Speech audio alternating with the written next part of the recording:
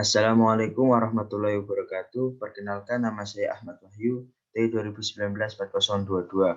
Saya di sini akan menjelaskan tentang pengelompokan ciri-ciri tertentu dan contoh hewan vertebrata beserta perkembangbiakannya. Langsung saja, saya di sini akan menjelaskan yang pertama yaitu ciri-ciri hewan vertebrata. Yang pertama yaitu fishes atau ikan. Memiliki ciri-ciri berdarah dingin. Yang kedua yaitu hidup di air. Seluruh ikan itu hidup di air, namun ada salah satu contohnya ikan yang bisa hidup di darat yaitu modus skipper. Yang ketiga yaitu bernapas dengan insang. Semua ikan itu bernapasnya dengan insang. Yang keempat yaitu sirip. Ada banyak tipe sirip pada ikan, tapi yang paling umum ditemukan adalah sirip ikan, yaitu sirip ekor, sirip dada, dan sirip dubur. Yang kelima yaitu tidak ada kelopak mata dan telinga eksternal. Yang kedua yaitu ciri-ciri hewan amfibi atau katak.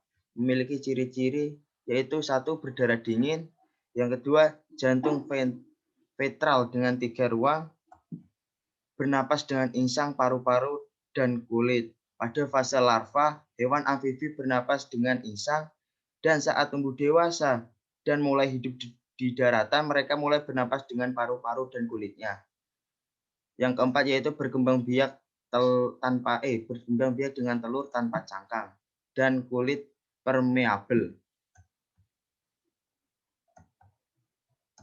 Selanjutnya yang ketiga yaitu reptil. Reptil memiliki ciri-ciri yaitu satu berdarah dingin, yang kedua yaitu bisa hidup di darat dan di air. Yang tiga, tubuhnya itu diliputi dengan kulit bersisik. Yang keempat, bernapas dengan paru-paru.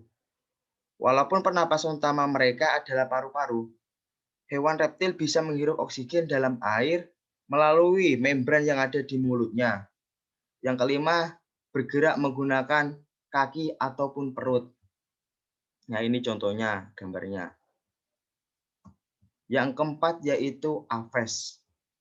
Aves itu adalah burung, contohnya yaitu bernapas berbadan panas. Yang kedua yaitu tubuhnya diliputi dengan bulu. Bulu-bulu yang cantik bermanfaat untuk terbang, menjaga suhu. Untuk burung jantan, bulu ini berfungsi menarik perhatian pasangan. Yang keempat yaitu bersayap. Pastinya semua burung itu memiliki sayap. Tetapi ada juga yang memiliki sayap tapi tidak bisa terbang, contohnya yaitu seperti ayam. Yang keempat yaitu berparuh 2 kaki untuk berjalan. Yang keempat yaitu bertelur. Dianya itu bertelur tapi ada cangkangnya. Nah, itu contohnya. Yang kelima yaitu mamalia. Yang pertama ciri-cirinya yaitu berdarah panas. Yang kedua yaitu memiliki kelenjar susu. Terus yang selanjutnya yang ketiga yaitu tubuhnya diliputi rambut atau bulunya. Yaitu bulu dari mamalia ini memiliki bulu sangat halus. Memiliki 1 tulang rahang. Dan yang terakhir yaitu mempunyai 3 tulang pendengaran tengah. Selanjutnya saya di sini akan menjelaskan tentang contoh-contoh hewan vertebrata. Yang pertama, 1 amfibi. Merupakan hewan yang dapat hidup pada 2 habitat, yaitu darat dan air. Contohnya yaitu katak dan kodok. Nah, ini contohnya banyak kan? Yang kedua yaitu reptilia. Dalam bahasa Latin, reptil artinya melata. Reptil mencakup 3 besar ordo, yaitu Chelonia, squamata, krokodil. Contohnya yaitu buaya, penyu, dan kura-kura. Ini contohnya. Yang ketiga yaitu mamalia. Ciri khas dari mamalia adalah memiliki kelenjar susu.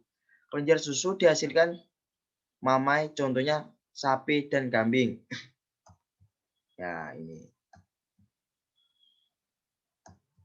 Yang keempat yaitu aves. Aves memiliki tubuh berbulu yang membentuk sayap dan berkembang biak secara bertelur. Contohnya yaitu burung kasuari dan ayam. Yang kelima yaitu fishes. Fishes merupakan habitatnya di air dan bernapas dengan insang. Contohnya yaitu semua ikan yang hidup di air. Itu entah pun ikan arwana dan ikan nila, pokoknya semua yang berbangsa ikan itu fishes. Ya, ini contohnya. Selanjutnya, yang terakhir itu saya akan menjelaskan tentang proses perkembangbiakan secara seksual dan aseksual. Yang pertama, reproduksi seksual ikan. Organ reproduksi ikan dinamakan dengan gonad. Nah, gonad ikan jantan berupa sepasang testis lonjong dan berwarna putih. Sedangkan perempuan gonadnya berbentuk ovarium. Ya, ini contohnya dari reproduksi seksual ikan. Yang kedua yaitu seksual reptil.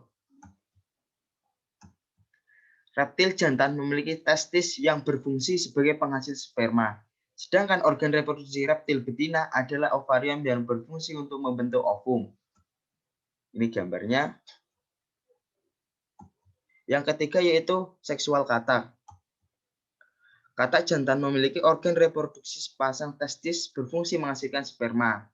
Testis katak berbentuk oval dan berwarna kuning, sedangkan yang katak betina terdiri atas sepasang ovarium. Ya, ini bisa dilihat kan gambarnya. Yang keempat yaitu seksual burung. Burung jantan memiliki reproduksi berupa testis yang berbentuk oval terletak pada ventralobus penis.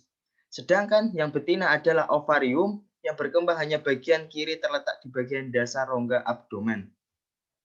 Ya, ini gambarnya reproduksi dari seksual burung. Yang kelima yaitu seksual mamalia. Mamalia jantan memiliki sepasang testis yang berfungsi untuk menghasilkan sperma dan berbentuk bulat telur terletak di skrotum. Sedangkan betinanya memiliki ovarium yang berfungsi menghasilkan sel telur yang terletak di rongga perut bagian kanan dan kiri. Jadi ovariumnya itu terletak di rongga perut di bagian kanan dan kirinya, memiliki kedua di bagian dua tersebut, kiri dan kanan. Ya, ini gambarnya. Yang aseksual sekarang ya, saya akan membahas tentang aseksualnya pada semua. Yang pertama yaitu membela diri. Reproduksi ini biasanya dilakukan golongan protozoa dan metazoa dengan cara membelah menjadi dua sel atau beberapa sel anak. Yang kedua yaitu fragmentasi, yaitu perkembangbiakan dengan cara memotong bagian tubuh, kemudian potongan tersebut akan menjadi individu baru. Contohnya yaitu cacing planaria. Yang ketiga, pembentukan tunas. Perkembangan tunas menjadi hewan dewasa disebut dengan blastogenesis.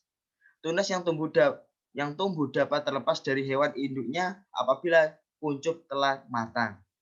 Yang keempat, yang terakhir yaitu dari aseksual itu sporolasi adalah cara reproduksi dengan melakukan pembelahan berganda yang menghasilkan spora.